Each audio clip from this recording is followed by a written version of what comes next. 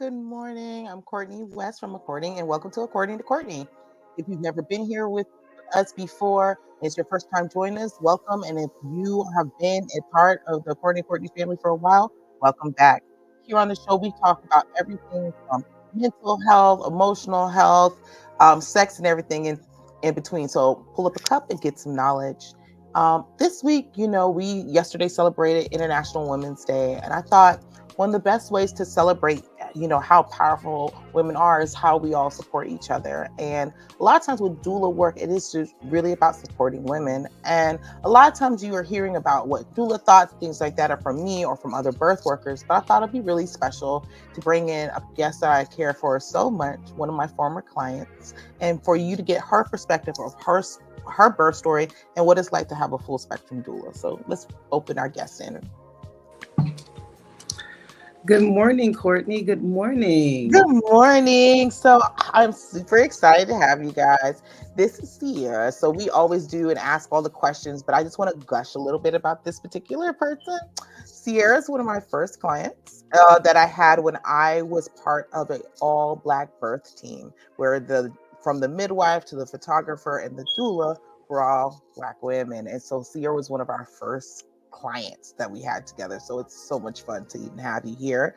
And Sierra, thank you for being in the space and letting, me to give you an opportunity to give you your flowers. I greatly appreciate that. I love it. So Sierra, every time I open up the show, I always ask the same 3 questions, and so that we can just kind of get everybody grounded in the space. So first, what is your name and the origin of your name? 2, where are you from and your people from? And 3, what information you would like to leave in the space today? All right, my name is Sierra Tucker.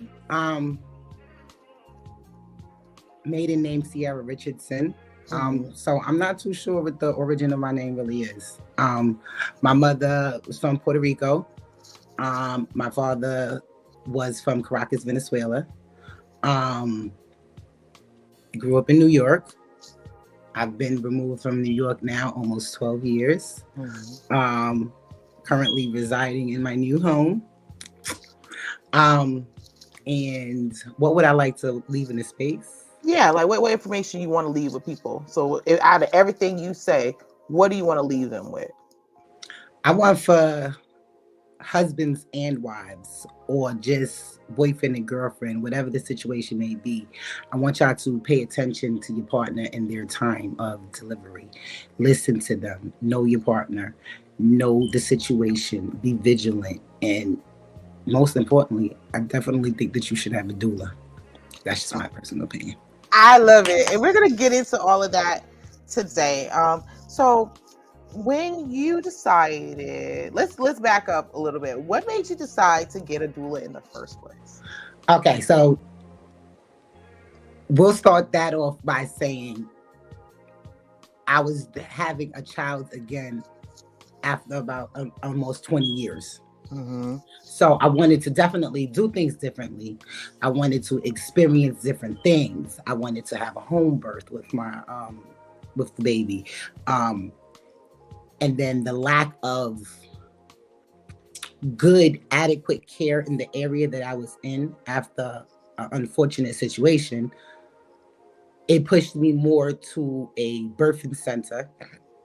And then from the birthing center, me having a midwife, and my midwife introducing me to my amazing doula, Courtney Nicole West, and just everything that it had to offer, how it was presented, who it was presented by, the faces that it was presented by. So it made me feel more comfortable. I was already high risk to my age for a lot of, and for a number of other reasons also, come to find out later on. And with all the fear and everything else like that, my birthing team made my delivery all the more, safer, memorable. Even though my birthing plan didn't stay according to plan, my birthing team made sure that everything went well and that Javion was born healthy. I love it. I want to back up a little bit because your birthing story is very unique due to the timing of when your birth came up. So Javion, which is my ooey gooey baby. So Javion is just such a special kid anyway. During his birthing time is literally about almost 4 years ago when the world shut down. Javion, we were in that very interesting space of everything was kind of coming to the head. We were having a lot more Black and brown women wanting to do home births and births, but you were really that first one because we didn't know what was happening at the time. We just were just going through the motions, and then having you, it just made your birth a little different because, as you stated, yes, you were supposed to be a home birth, and you were the first time we were really trying out this model of being the only of color birth team. So we got to do things a little differently with you. So I got to come in and do belly casting with you just because you were open to everything, which was a lot of fun. And so we used the air a lot for photos. So you were the first one that we were doing maternity photos with, that are sexy maternity photos, and also being able to document your whole process. We also did the breastfeeding photo shoot. We did. Like, we used you a lot because you're so game for all of it. You're like, yep. And I can say with you, it was a beautiful time to actually show how we were able to work together because, as you stated, your heart was set on a home birth. You were so ready, and it was so much fun to do those births with you because we were able to come in. And we are coming in from, okay, we're going to deal with the medical and the emotional and everything else. I remember you setting us down, saying, okay, so what y'all like to eat? Because we're going to make this really comfortable. My husband cooks and I cook. So we need to know, should we put the ribs on this day? The pork chops on this day? We had this planned out to the absolute letter of it all. Like, from the food to the room, to the music, to the lighting. We were ready to go. Halfway set up. I love it. How did that make you feel to be able to have that experience? Comparing it, because you said it had been 20 years since you've gave birth. Can you give us a little bit? Everything about my birthing experience was not pleasant. Of course not. We all know that. It's had its ups and down moments, but for the most part, in the whole, my birthing experience, because of you and Zool and Alexis, you know what I'm saying? And then the Drayshawns that I met, the Courtneys that I met, you know what I'm saying? And then the fathers that were met also. It ended up being a family bond. You know what I'm saying? Like, we all still see each other now. We might not see each other as often as we would like, but we're there. We're present. We're supportive. And that's just something that I never experienced in life. Not in a whole like that, and not for it to be as genuine as everything that came from this birthing experience has been. When Zool left the company that, she was with, that's how I met her. I let Zool know immediately when she informed me as her client that she would be leaving. I said, well, where we going? Because I am going with you. And Courtney's coming too, and Alexis too. But okay. So it was from the start, because of the type of care that I had already received early on in the pregnancy. I already knew I didn't want that kind of care, but when I finally experienced it in the beginning, I was like, all right, so we're going to change the whole entire narrative. We're not going to any clinics. We're not going to any doctor's offices. We're going to a birthing center, and we're going to be going to a midwife, and we're going to have a doula. And I was dead set on having that. And when Zool answered the phone at the birthing center, it was like love at first ear sight. Yeah. So, and then it grew from there. Even up to the very last minute when we was at the house to have this baby. Little did I know that my doula and my midwife was testing me. And of course, we failed the test, and then we were sent off. So I want to let them understand what was going on, because we were trying to do, when you're having a home birth and you're working with a home birth midwife, there's certain parameters that we have to go by legally to be able to do home births. So if blood pressures are too high, we can no longer do it. So with you, we were just going through it, but because we love you so much and how we're moving with this, okay, I want you to come and you're going to sit with her and we're going to give her a foot rub. We're going to do these things. We're going to try to relax it down. Let's see what we can do. And let's see, because we wanted to see if it was true high blood pressure or were you just stressed at that point of day and everything else. And you're like, no, I'm great. How can I be stressed? I have my team. I had this and this and that. And we're like, and it was like, it was a couple of days after the baby shower. So I'm right. like, hey, we're good here. My feet are swollen from this. And so in that moment, I went to have the sweep earlier in the day or whatever, and Zool noticed something there. I knew she did. I knew she noticed something there because next thing you know, you were coming over and then you was there and then she was coming over and I didn't even know she was on her way over. And a part of having a birthing team and an at-home doula, like Courtney said, there are a lot of stipulations to it. And they have to know and trust in their client that the client is going to do whatever's in the best interest. So Courtney and Zool made me make a very stern promise that I would not fight it and I would go to the hospital if need be, even if we started the birth at home. So we started the birth at home and I immediately needed to be sent to the hospital. Yeah. So I said, let me get in the shower, get dressed, get the bag, we'll meet you. Courtney wanted to beat me to the hospital because, you was not with it. You didn't want to go. You was not with it. I needed some covers before I went in because I am all too familiar with the process. So I had to get some food and they was doing construction on the bridge. So we eventually made it. You did. You took it like a champ though, because I know how hard that was for you. And it was a hard pill to swallow. It was a hard pill to swallow, and just being there because this is to give the full things about it. Like this was a home birth that, again, all of us, it turned more into like a family situation. Like this is the first time my children were at a birthing experience.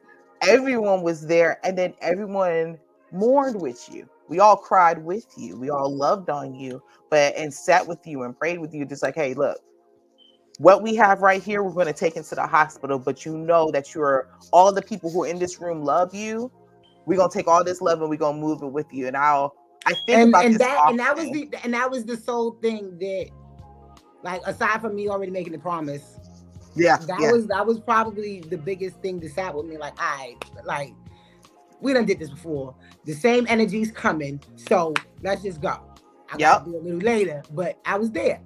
And then it's like, then that cloud came again. They was like, oh, he can't come in, she can't come in. Whoa. What do you mean these people can't come in? First of all, this is my husband. Second of all, this is my doula. My other doula / photographer is on the way. There's no way in the world that, what do you mean? They was like, well, I was like maybe the first or second case in Tampa General Hospital. Yep. Coming in through the birthing team, through the birthing center with during the pandemic, COVID. Yep. I was already informed that my midwife, she carried me as far as she could carry me due to me having to, go to the hospital. So I'm okay with that.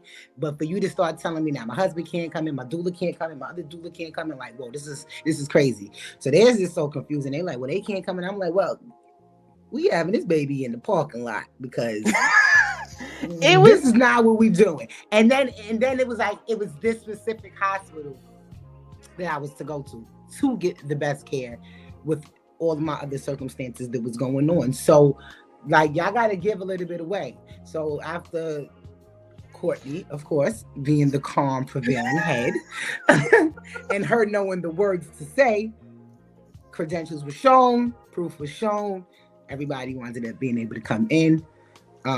Courtney and Alexis, they swapped out because who would have known child number 3 would have been 27 hours later? Listen, go figure. He was not with it. He wasn't ready. He didn't want to come with it. And I think it had a lot to do with just all the changes, things like that. Because if you know Javion, you understand Javion likes his stuff a certain kind of way. He ain't playing no other kind of way. If you're not giving him his way, he ain't with it. And I feel like that was a lot of the get to know what type of child was coming in that space. I knew what type of child. I knew what type of child was coming from that birth because he wasn't ready, and he So came out with that fist in his mouth, and they was like, we "We can't get his." They was like, He was like, his hand is stuck because he wasn't ready. He didn't want to come. he did not. So how did you? So the transition of us being into the hospital.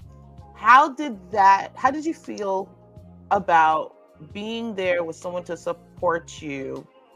Than how you may have felt in previous births. So my oldest, my sister was there. My mother was in the waiting area. My mother-in-law, well, she's not my mother-in-law, but she's my mother-in-law. Right. My mother-in-law, she was there and she was present. My son's father, he was in the room present. I ended up going from the birthing room to the operating room because I was at that time then also pre-eclamptic, blood pressure through the roof. I was over there flatlining on the table. My second birth, with my second child, it was rough. I had every drug there possibly was. I still felt the pain. I was all alone. It was rough. There was like everybody in the room was icy and cold. It was like even with my first birth, like the workers were the icy and cold one, but the ones that were there for me, that's where the warmth came from. When I had my second son, it was just the icy world altogether. Like I said, nobody was actually in the room with me. I think I might have spoke to my mother maybe about once on the phone, my sister also. But for the most part, saying that birth was just all alone. And then everything about Javion was different. It was different for numerous reasons. The way the pregnancy was found out was crazy. Javion was a twin. Baby B didn't survive. The experiences that was given to me, my wifey Mercedes, she threw me my very first baby shower. She is a pillar and a staple in my world and in my life. She's absolutely amazing. Then coming into, saying the birthing center, meeting Zul, meeting Courtney, meeting Alexis, saying then meeting everybody at, the breastfeeder shoot, Dre Shauna, saying then Courtney, could ask Courtney, me and Courtney, we like two peas in a pod. I love it. Because Baby P and Javion, them two right there, we actually have also some pictures from a couple of those things. I would love to start with the pictures from your birth because let me tell you something, you were a beast because it was a lot going on. There was a lot going on. There was a lot. I was naked. I was not naked. I was putting the clothes on. I was hot. Like there was definitely a lot going on. Moving over here, flipping over here. I love this picture. So this is a photo shoot that I actually used for my third time, being printed in the paper. And it was a story we did about Sierra's birth. And this is baby Javion. Yes. And we were just coming, it was just a visit. We were just doing a visit after the hospital and seeing and spending time. So that was my first time holding him in that space. And this is for Black Breastfeeding Week. We always do a photo shoot. And so in the pink is Sierra and in the white is Courtney. And then these are all. And the burgundy is Dre Shauna. And so these are all births that I've been a part of or knew about. Roxanne, for my co-host on the other show, is on here. But this is what we were doing, just really highlighting these moms and their journeys during breastfeeding. And everyone became such great friends. And there's Sierra. Look at my baby. Javion's such a big, juicy baby. I love it. He was a fat one. He wasn't born fat, but he definitely plumped up very quickly. And the joy in your face is everything. Just it was such a great thing to watch that be grown. And yes, I love this photo of you. This is part of our sexy photo shoots, and Sierra being one of our first moms to just be like, yo, this is me. This is what I'm doing. Alexis was amazing. Alexis is she's such an amazing birth photographer. And I love working with her because what she really believed in, our goal was to document the beauty of Black birth And what does that look with the good, the bad, and the ugly? That it is beautiful and needs to be seen, because not only are we showing up and that we're powerful, wonderful Black women, but as Black families. And it was great to have you and Avery. So I love this picture. I took this picture. This is one of my favorite ones too. Even though it was just that was one of those moments where it was becoming hard to breathe. I want to say this is right when you went over there and chewed somebody's behind out, because why are you giving her that much Pitocin? I think that this was right at, like, you was like, why is she in this much pain? And then next thing you know, you went out that door and I was like, what the heck? And then you was like, they was giving you too much. Don't worry about it, baby. I got it. But this was during that moment. I remember, like, and it's so crazy because 27 hours. Mm-hmm. You were does amazing. A third pregnancy and do 27 hours. Like it was intense by this point. It was definitely intense. Very intense. You were tired. You were in a lot of pain. And birth itself is it's painful. It just is. We're not going to say that it's not. But there was a point that I was watching, because this is the beginning of COVID. So everyone is very stressed. Too many bodies in the room make everyone stressed. So people were just moving, and sometimes people were moving too quick and not checking behind things. And so, we knew you were getting Pitocin. We knew you were getting a certain amount of Pitocin, and that we're watching your contractions. They were building. And I was like, okay, it was a lot, but there was something, the numbers weren't matching. And this is the exact reason why I feel that it is imperative to have a doula or somebody, a voice of reason outside of yourself and your partner, that is informed about this, knows about this, and they're being vigilant about this, because me and my husband would have never known that. We would have never known that. So had they had their way, like they said in the beginning, knows you couldn't come in there, they would have wanted to give me a cesarean. Yeah. Which that was what the goal was. We was to steer clear of that.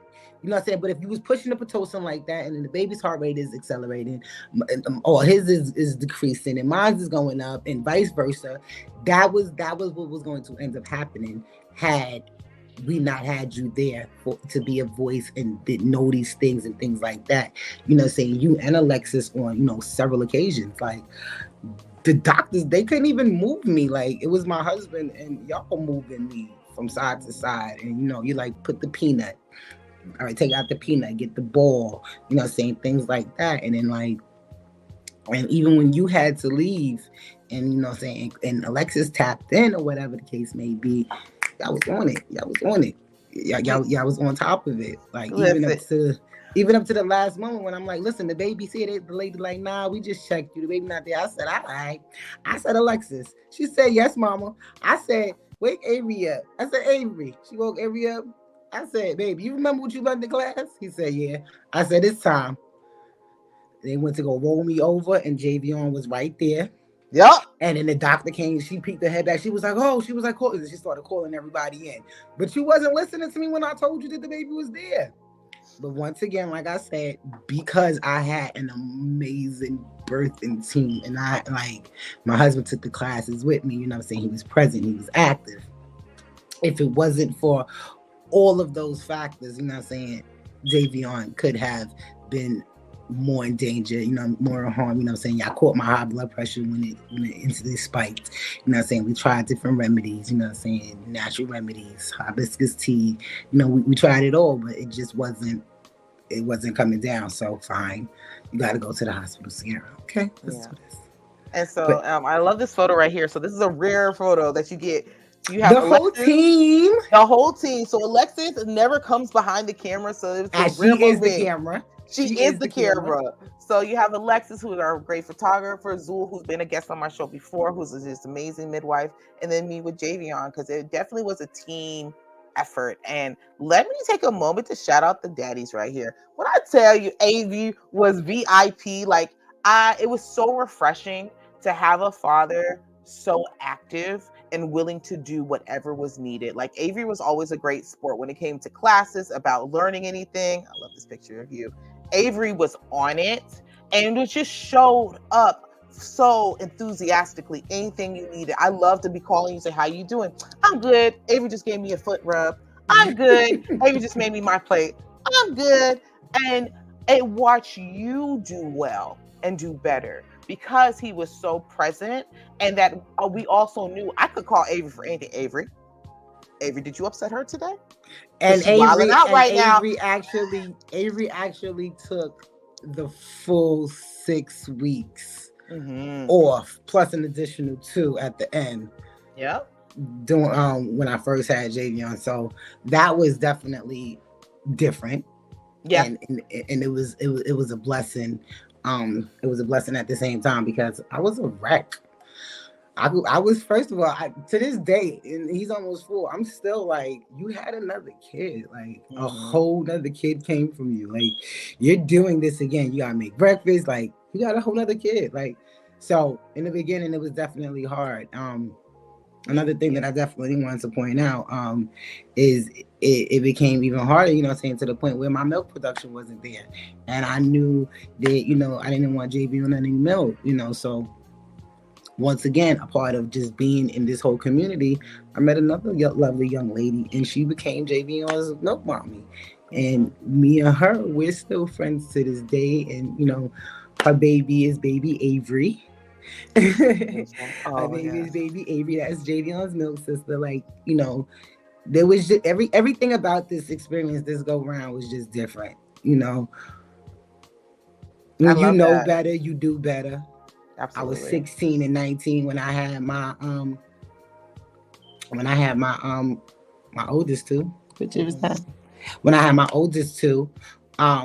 So I just knew better, so I did better the next go round, because so it was, like I said, everything about this go round was just a different experience, you know what I'm saying? Even the down moments were outshined by, you know, everything else, whatever the case may have you. Like, it was just really an all-around beautiful experience. And now he's a little Tasmania. He is, and it's so awesome. In that picture that we had for Black Breastfeeding Week, all of you guys were on the same film, and I think that's beautiful. You know, having the milk mama babies together, having the friendships that grew out of that, and why it's so imperative for Black and brown women, but especially Black women, to be able to come together and have that community. Because as you stated, a lot of times we don't have it, or we don't feel it. Like a lot of times in Hispanic communities, no matter where they're from, they still have that cohesive collective that we're family. And for us being in the American diaspora, for some reason, we've lost that. And so when you rebuild that, how much better it is, because, you know, you've touched on it. Your postpartum was not easy. No. You had a very difficult postpartum journey that I ended up leaving, and for a while staying on high blood pressure medication. They could not seem to get the dosage or the combination correct, to the point where it left me in the hospital longer. We didn't have all of the support from family members, but my birthing team made up like a quadrillion times more than us having the lack of support that we did have, or the lack of support from my family, because that came on both ends, his side and my side. We didn't have that family support. We still don't, but we are a team, and the village that was built with my birthing team and in the community that my birthing team introduced me to, Javion is thriving. He is a thriving young man. And it takes a village. It really does. And people say it like it's like very cliche, but it really did. It took all of us. And during that period of time, I stopped nursing, and I was just doing birth work, and I was postpartum and, you know, births. And so I had the opportunity to say, you need some help. Okay, let me get some help. And it was a beautiful time to be like, okay, well, I'm going to come in and you're going to go to sleep, and I'm going to take him and I'm going to be with him. Those days was beautiful. You know, we'll see you in a few hours. And, you know, it was such an interesting time in life because it was COVID and the world was shut down, that people couldn't come in and out like that. And so we're in this space of okay, you Only the really help, only my birthing team could come in. it was it. It was just Avery it. Avery got to strip outside, and he got to spray down, and the kids was coming and go right in the shower. Nobody even comes in this whole back area. Like me and JV, we was in the back half of the house. Like we was quarantined off. It was quarantine, isolation, but in the way it was cool because only the community you had was that who was connected were all that we had birthed at home or birthed in this type of space, and we all were together, so we could come together for those moments. And it changed the dynamic I want to share with you for my family, because it taught my children, they really got to see, wow, this is really what mommy does, and to get to experience it. Because I'm very, if you don't know nothing about me, I'm real funky about my kids. My daughters, I'm very, everybody knows. I was like, we don't ever see your kids, you will not. Because you don't need to. You don't need to, but this is one of the rare moments that they were every part of your pregnancy journey that was they were there. And yes, Miss Joy was ready for it. Joy, my youngest, she adored everything about Sierra and Javion, so she felt like this was her birthing experience. Javion is her baby still. That is still her baby till this day. And even my oldest, I remember being in the house, she's like, who's this food for, Miss Sierra? She's like, oh, I'll finish it. So really, I didn't cook your food. Jalen cooks your food. And was very intentional about, no, I'll make this for her. No, you're like, oh, that's not a client, that's family. And for them to understand that concept of this is bigger. And I've heard this now that my daughter's almost 16 saying, I learned from that experience how big birth really is. It's really not about a baby. It's about the family that you build from it. Mm-hmm. And they wouldn't have got that experience dealing with other clients because I don't allow that closeness. But with you guys, they're like, I understand the bigger picture now. I understand why Javion went to this daycare with this person, with our family members. So therefore, we know that he was always taken care of. So that means there's 3 or 4 people that can be picked up on the pickup list versus one. Because Auntie Laura is amazing. I miss Auntie Laura. I know you too. So we're at our midpoint right now that we're going to do our blast artist, who is amazing. And then we're going to get right back into it. Okay. All right. Awesome. All righty. Very good show, ladies. And everyone, this is the Blast Artist Spotlight. This is our guy, Hakeem Romance, and this is called Ride Out. Let's check it out. Man, that's crazy. Oh, man. But you know, I see you, doing your thing out here, man, working hard in these streets. You just trying to pay your bills on time and make sure everything cool. I see you, but look, you know what I'm saying? Let's go out for a little bit, you know what I mean? Matter of fact, let me tell you something, look like this, look. Girl, if you want me to read it, just take the time, yeah. I'll pick you up in a minute, we gon' ride. So what you want, you like to miss a party. I know you like that, keep it coming right back. Ooh, yeah, you want me to read it, just take the time, yeah. I'll pick you up in a minute, we gon' ride. So what you want, you like to miss a party. I know you like that, keep it coming right back. Ooh, yeah. I'ma pull up on you and change your whole perspective. You ain't gon' know what to do when I teach you all these lessons, girl.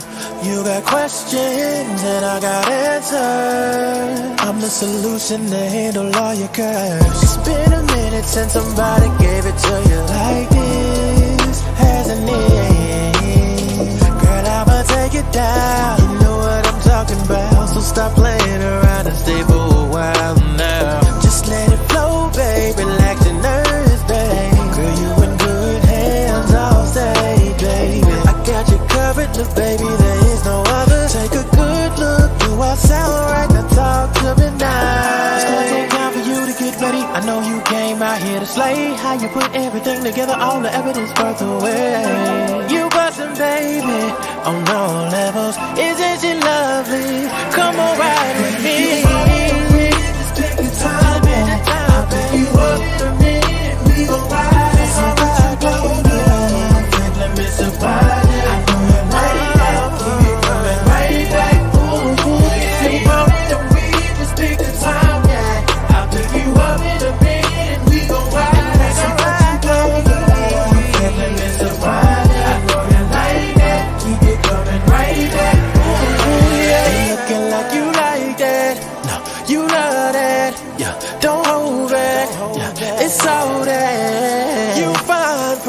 A to Z, girl, you and me, and that's just what it's gonna be. You a monster, ooh wee, you a beast with it. My little flavor, my little shout is super freaky. I love to break with you, everything smelling really good. So captivating, I bite you, you looking edible. Be my baby, drive me crazy. Get me wide open, oh, and let her water close it. No, it's gonna take time for you to get ready. I know you came out here to slay. How you put everything together, all the evidence worth away. You bustin', baby, on all levels. Isn't she lovely? Come on, ride with me. Just pick the time, yeah. I'll pick you up in a minute and we gon' ride. So what you gon' do? Miss a party. I know you like that. Keep it coming right back. Ooh, yeah. We just pick the time, yeah. I'll pick you up in a minute and we gon' ride. So what you gon' do?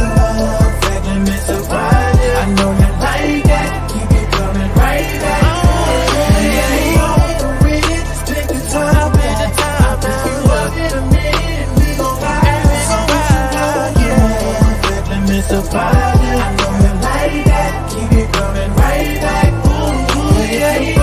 We just pick the time, yeah. I'll pick you up in a minute and we gon' ride. So what you gon' do? Miss a party. I know you like that. Keep it coming right back. Ooh, yeah. Yes, indeed. And that was our boy Hakeem Romance with Ride Out. And if you are an independent artist or a spoken word poet or up and coming comedian looking for some exposure, you can go to blastmusic247.com and register for free. The beautiful thing is Blast needs wonderful fans. So if you are a fan of music, you can go to blastmusic247.com, register under the Unlimited Fan, and have access to hundreds and hundreds of independent music. Blast, we're constantly changing the industry one artist at a time. All right, ladies, back to y'all. Thank you so much. And if you're just joining us again, we are here with the lovely Sierra, who is one of my former clients, really talking about the triumphs and even the hard parts of, birth, and then having a team being there to support you. So where we left off, it was about, how really the world had shut down, and then that, when it came to building a village and how important that village is, because sometimes people forget that they think about family as only blood. And families can be so much more than that. Family is whatever you choose to build it as. And this was one of those opportunities that I can say for my life and your life that this happened due to, and it was such a unique situation, because I can say only my clients during that period of the end of 2019 to 2020, that some of us built connections like this because the world had shut down. It really was us taking care of each other to make sure that everything was done, because there was no one else. There was no one else. There was, we was limited on information in regards to what was going on in the world. We were scared. We were isolated. We were ordering things. We were ordering unnecessary things, having packages delivered multiple times a day. Javion's playroom became this wonderland. Like, he overflowed into all rooms of the house. There was bounce houses bought, pools bought, like everything was set up to be designed for our kids to be able to play at home. And just the small community of us that we had connected, like, we were okay with each other because we knew our husbands or our partners were doing their role out there also. And then, we were doing our roles too, because I was wiping down every single thing with my OCD having behind. And so we were okay with coming into each other's worlds just to, break up the monotony that was going on. Like, we were tired of seeing our own home, so we would transfer over to Courtney's home, or we would transfer over to the other Courtney's home. You know what I'm saying? We would rotate it like that during that time. I feel like that was so special, and it was really that, because it was we were all fearful, but the fear was so much less because it's well, you know what? I got my team. It's okay. who's venturing out for what. Okay, well, you going to the meat market today, cool. Well, I'm gonna go to this public garden and pick up some greens and pick up some other things, cool. So only someone had to move at this time. Or you know what, I'm gonna take the baby now so that I'm you gonna can do drive this. down to Milk Mommy. I'm gonna go get some milk. No, And it rotated like that because it became more than what the typical titles of it was. It wasn't just doula and birth client. It wasn't just midwife and birth client. You know, it grew past that. And that leads me into, you know, the postpartum care and, you know, the love and affection and support. You know what I'm saying? It didn't end when Javion was born. It carried on. It continued on. So Javion was born in 2020. In 2022, I became pregnant again. And at that time, I had a miscarriage. And we were still in the middle of COVID going crazy. And them not wanting to perform a D&C because I was COVID positive. So having to continue to carry the pregnancy on to 11 weeks. Till I finally, you know, passed the miscarriage, and that was hard in itself. But once again, Courtney, Zool, Alexis, my whole birthing team, plus the moms that I met there for afterwards, you know what I'm saying? Everybody was a major support system. Everybody was there. Everybody was present. You know what I'm saying? Whether it had been, do you need food? You know what I'm saying? Well, we will hold down Javion so you could get some rest. You know what I'm saying? The care continued to go on. It like I said, it wasn't just the titles that it wasn't doula and birthing client. It wasn't that.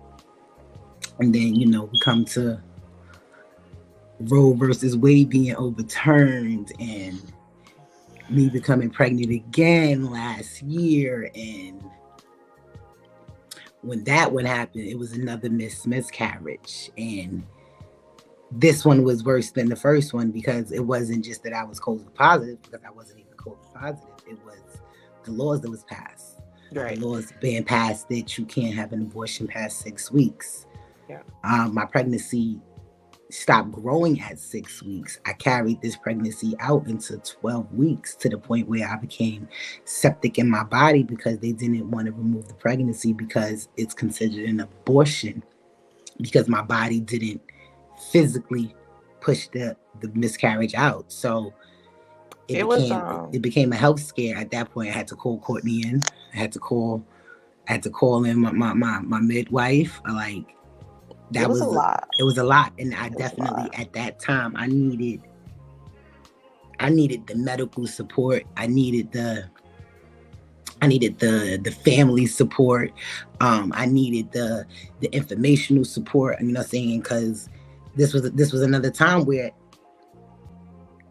the importance of having a doula, a midwife, somebody knowledgeable in these areas, it came in play at that exact very moment, because I would have been handled like a rag doll had I not had the information that I needed, or that I had. Me having to continuously go back and forth to the hospital before they were willing to perform the D&C on me, to the point where I became septic in my body, to the point where I wound up going into surgery alone. My husband couldn't even come in there with me at that point. It was just scary. It was a scary time. And then, then trying to care for Javion. But once again, that community that started to be built came into play also, because Auntie Laura, she played a major role during that time also, you know what I'm saying? So she was there, she was present. Javion's godmother, you know what I'm saying? Like, there was a whole community that was built, and each one teach one, and it just stemmed beautifully. But had I not had Courtney right by my side, because I think Zool was out the country as an actor, actually, but she was filled in very quickly when she got back. But it was if I didn't have Courtney by my side at that moment too, that would have been another that could have been another potential situation. Once again, that is definitely the importance of having a birthing team, a doula, a midwife. And people feel that I know I felt in the very, I was intimidated in the beginning. I was like, can I even afford this? I said, rich people do this. But the great thing is that Courtney informed me very quickly that for her community, she was doing work at a sliding scale, so to speak. So that right there was another thing that just sold me in the beginning, like the fact that you was willing to, all right, because yes, I got to get paid for my job. Got to get paid. But I'm not trying to break the backs, because at the end of the day, these are services that my community deserves too. So Absolutely. that right there is definitely what showed me the biggest in the very beginning, because I wanted it. It all sounded good. I'm like, well, can I afford this? You know what I'm saying? And it was well worth it. I'm so glad. Like, I want to back up a little bit, because during your time, because I've been supporting you through all of these different journeys. The last one, it was a little different, because we were doing, it was the first time I had ever done anything like that as a interview, that we're sitting down. It was a 2-piece part, all these things for Black maternal health. And we found out you were pregnant and knew there were some issues, but we were shooting that day you were coming from the hospital, and we found out this is what this is. So I'm finding out with you on camera what's happening. And I'm very thankful that all of those things were not shared on TV at that time, because it was such a raw, rare moment of, I see you, I love you, we're going to do this together. But I'm going to be very honest with you. You were the first person I was ever afraid of that was going to die on me, because of we lived in Florida. You were living in Florida at the time, and the rules had just changed. Literally the week the rules changed and this law came into effect, this happened. So we're all pulling up the books and looking at this, and to read that now in my state, that until you become septic, until you are showing that you're at death's door, they're not going to help you. And to live this out, that every day we're talking, every day I'm with you, I'm watching the emotional and the mental strain that is doing to your body, how you're feeling, how you're showing up, everything that's coming with it. And me as a birth worker saying, I know I'm not failing you, but I know the system's failing you. And the best thing I can do is be here, and having to have conversations and try to work in my mind. How will I have to show up and support if something else goes left? How am I going to help support Avery with this child if this happens? And I've never deeply had to have these conversations with anyone before as a client. And that was terrifying. And I'll tell you now that after I left you, I've never cried that hard in my life. Like, I went from you to having to go into my nursing job and having to say, I got to give me a minute, and cried in the parking lot, threw up 3 times. It's like, I don't know what I'm going to do with this, because we was unsure. We didn't know what was going to happen. It was so much uncertainty. We didn't know how many more times I was going to have to go into the hospital before they finally decided to do. And it's ironic, because the surgery, I had the surgery May 9th. But May 8th, me and Avery and the baby, we were in the park and we were playing, and I fell to the floor. And at that very moment, I already knew that I was already septic. I already knew that the infection was starting to take over in my body. And if they wasn't going to take me then, I knew that we was going to have to take some more drastic measures. But our God never fails us. And when I went into the hospital that very next time, the doctor was like, listen, she's been here 4 times already. It's documented now that, this is starting to become hazardous to her life.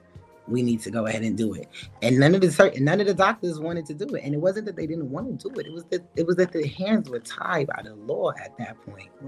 So this one particular doctor, like, he was like, listen, you're gonna have to keep coming in here so we can keep documenting it, so we could keep escalating it.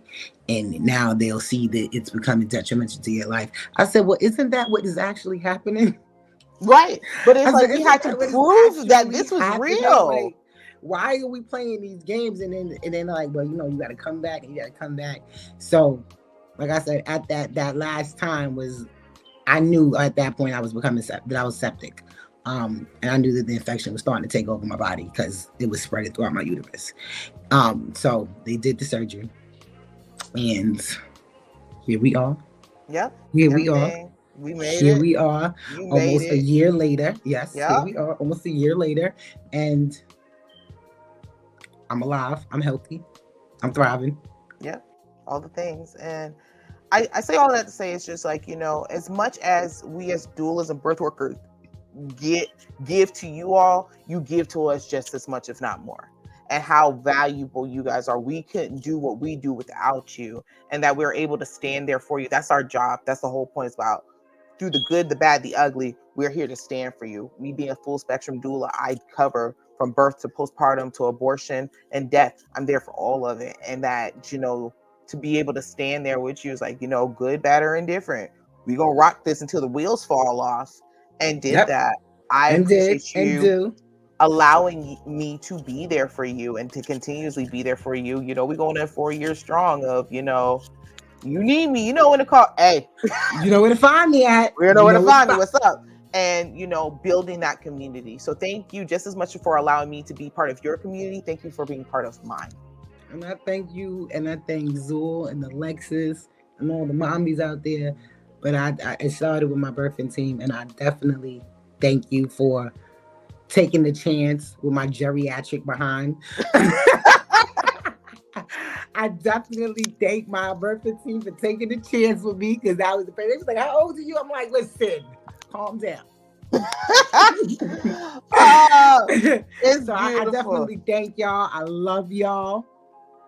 And listen, all y'all mommies out there that is doubting it, listen, your best bet during your pregnancy, so it's because it's not just about the baby, it's about you, it's about your well-being, it's about your mental health state. You know what I'm saying? Get you a doula, get you a midwife, get you a photographer / doula also. Like, this birthing team right here, they're absolutely A1 amazing, and I'm recommending them to any and everybody. And any birth that I have, this will always be my birthing team.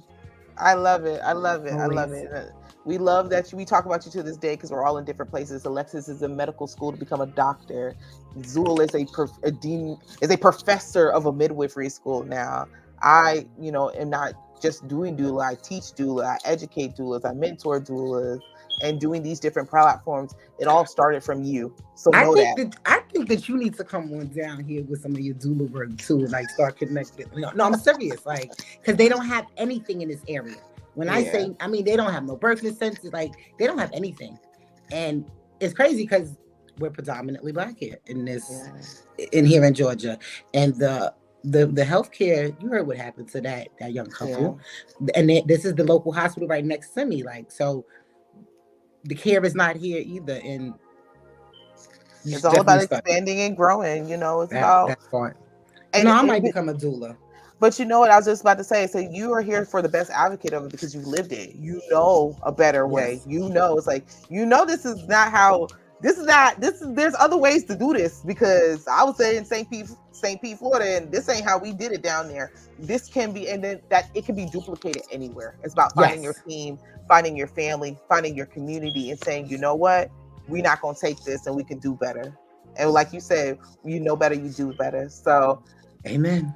I love it. So we're coming down to the end. Sierra, I'm so thankful that you came and joined space. I love you so dearly.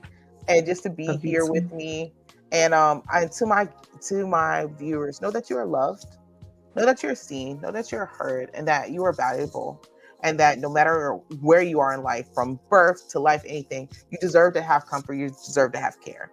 Get you a team, get you a family. Everybody needs that. And so I hope everyone has a wonderful week. I love you guys, and y'all be blessed. Y'all take care, okay?